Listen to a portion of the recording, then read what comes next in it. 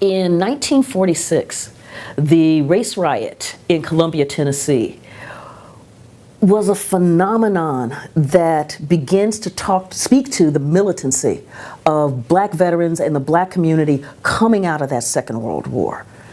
What happened is, and many of these things start off as something really simple. What happened was a woman named Gladys Stevenson, a black woman, wanted to get her radio repaired. She took it to a shop. The guy told her it was going to cost so much to get it fixed, and it would be done by such and such a date. She goes back to pick it up. He tells her it's going to cost more. She's like, I don't have that kind of money. He's like, yeah, it bees that way sometimes. And so they go back and forth, back and forth. Then he sells her radio, and then he tells her it's going to cost more for her to get it back from the guy that he just sold it to. Next time she comes in with her son, who's a Navy veteran. Because when she gets the radio, it doesn't work. He's cut off the electric cord and the batteries don't work. And he's charged her double the price that he originally said it was going to cost. They get into a heated argument. In this heated argument, it looks like one of the assistants is getting ready to smack the woman. And this veteran, let me be real clear, this veteran used to box. This veteran was not going to let somebody smack his mother, and he steps in between. And the fact that you have a black man in Tennessee in 1946 basically stepping up saying, oh no, you are not going to lay your hands on my mother. Come on, Mom, let's go. And so she's walking out. The son is walking out. The man is so angry, he bam! And he hits the veteran in the back of the head. Now, veteran doesn't go down. Veteran turns around and it's like, oh, snap, bam! And the battle is on. He's pounding him, pounding him, pounding him. They go through a glass window. This is 1946. You get a black man hitting a white man, going through a glass window. As they go through the glass window of the radio shop, whites are around looking, going, what is this? What is this? And so a few more whites go in there to try to beat on the veteran because, I'm like, my God, you've got a black man hitting a white man. This is absolutely criminal. Well, when the mother sees folks attacking her son, she's like, oh, that's my baby boy. Now, that's my baby boy. She comes after him she picks up one of those shards of glass and she starts slashing. They both get pounded. They both get arrested. And the lynch mob is like, oh, we're going to have to do something here. These folks have gotten a little too uppity. Who do they think they are? Talking back and hit. Did you see what they did to poor Bo over there? Oh, that unacceptable, unacceptable. And you start getting this milling around of the crowd around the jail.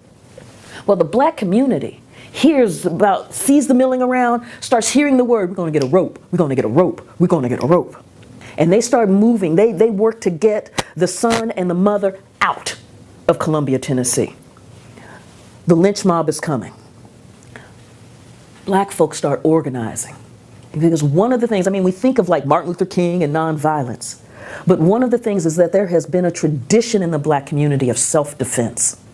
And so what they do is they get their shotguns, because remember, this is the South, everybody's got a gun. They get their shotguns, they get their rifles, they get their pistols, and they start taking up purchase on top of the buildings in the black community, the area known as the Bottoms or Mink Slide. And so as whites start pouring in, and there was one guy, he was just going to burn down the black businesses. So remind you of Tulsa, going to burn down the black businesses. And he comes in there with his buddies and a can of gasoline, and he starts trying to zigzag and pour the gasoline. And all of a sudden, the black guys on top of the roof start shooting. Bam! Bam! It's like, did black folks just shoot at white folks? Did we just get shot? Wait a minute. I'm wounded. I just got shot. What? So the wounded whites get pulled out, and it's like, oh my God, what are we going to do? And the crowd is coming. Now the sheriff is first in there going, okay, boys, now you just need to settle down. We'll handle this. And the crowd is like, no. Call in the Tennessee National Guard, the Tennessee State Guard. As they're coming in, as more whites of the mob are coming in, black folks are defending their property. Because there had been lynchings in that county before. They knew what this looked like. And this is 1946. You had veterans up on those roofs. They had taken down the Nazis. They weren't having it. For them, this was a new day. And even though they had been systematically cut out of the GI Bill, and part of that, let me describe that piece, being cut out of the GI Bill. It was passed in 1944, and it opened up a range of opportunities to veterans. It opened up housing opportunities, so through the VA loans. It opened up education, so a full ride through college for veterans. But the way that the law was written was that although it's a federal law and it's written race neutral, in the language is that it will be administered by the states. And so when you're looking at these Jim Crow states that cannot fathom that a black man should have access to education, what you're getting are these veterans who are watching these opportunities pass them by. And the thing that they're going to do at the bare minimum is to protect their homestead, to protect their community, and to protect one of theirs. And so as whites are coming in, these veterans are shooting back.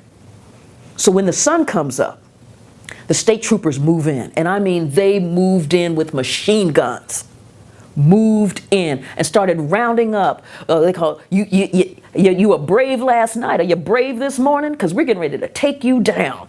At the very end, you get beatings, shootings. About 25 African Americans are arrested for attempted murder. Now, I see self-defense. What Tennessee saw was attempted murder, for shooting at the guys who were trying to burn down the black neighborhood, for shooting at the mob that is trying to go in and destroy the black neighborhood. Well, these Tennessee stormtroopers basically did that as they went rummaging through the black business section, looking for the guns, looking for the rifles. Well, they weren't finding too much. And none of the ballistics were matching up. But in the trial that happened, I mean, the trial itself becomes fascinating. Because as the lynch mob is forming and as it's very clear that the bullets are flying, somebody calls into Nashville and says, alert the NAACP, we're in trouble down here.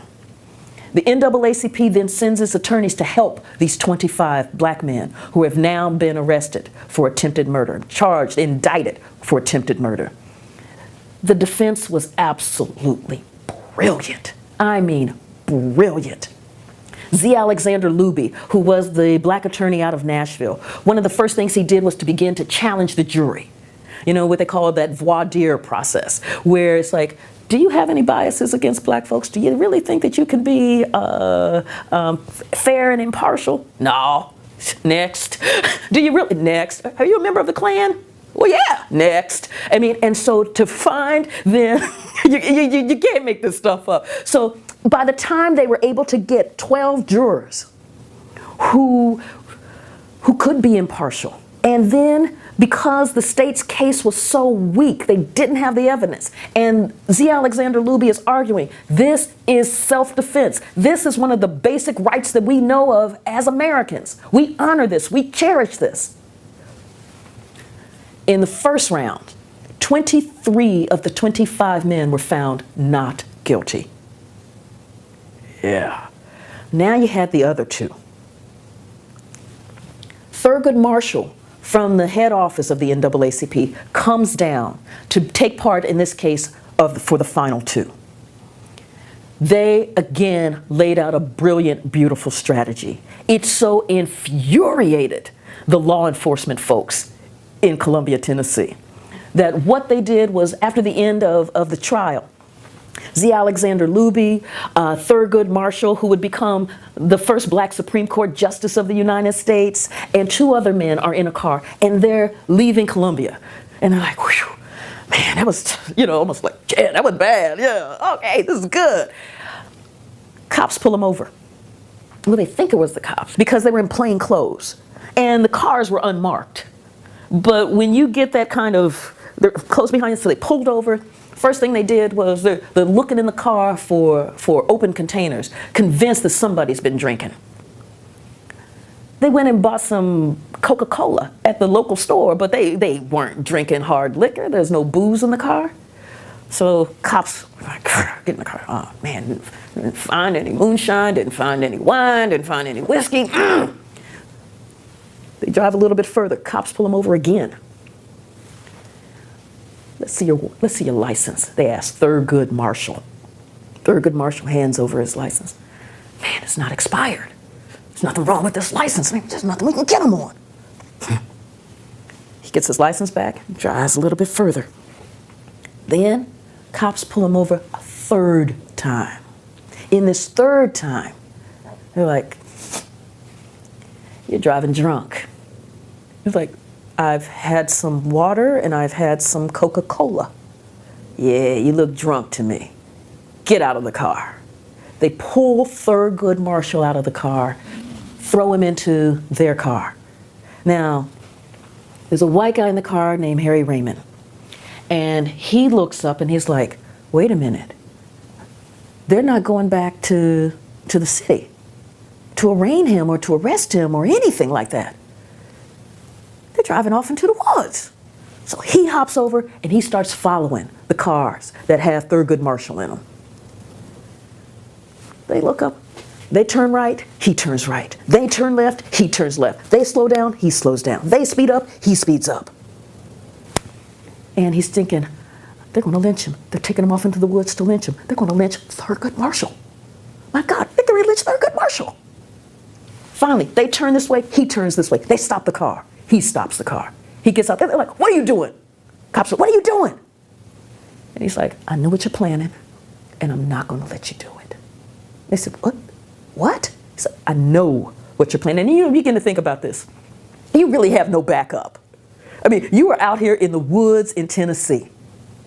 You are dealing with men who are strapped. They have guns. You don't. This is nothing but the sheer raw courage of principle and doing whatever. I'm not going to let you do it. They're like, fine. Here. When they tried to then get Thurgood arraigned for, so they don't actually turn him over, they turn back around and go to the city. And then they try to arrest him for drunk driving. Judge looks at him and said, this man's not true. Come on, y'all. Dismissed, let him go. But in that one moment, you in fact see so much about the role of law enforcement in the South that doesn't enforce the law. Another strain of law enforcement is like, come on, y'all. There's some element of the Constitution we have to uphold. So you're looking at this really contested terrain, and in the middle of this contested terrain, you have African Americans who refuse to go into their place, who refuse to just stand there and take it, and who refuse to just abide by the old ways because they're like, no, this is a new day. And it's that new day that I think really is emblematic of the race riot in Columbia, Tennessee.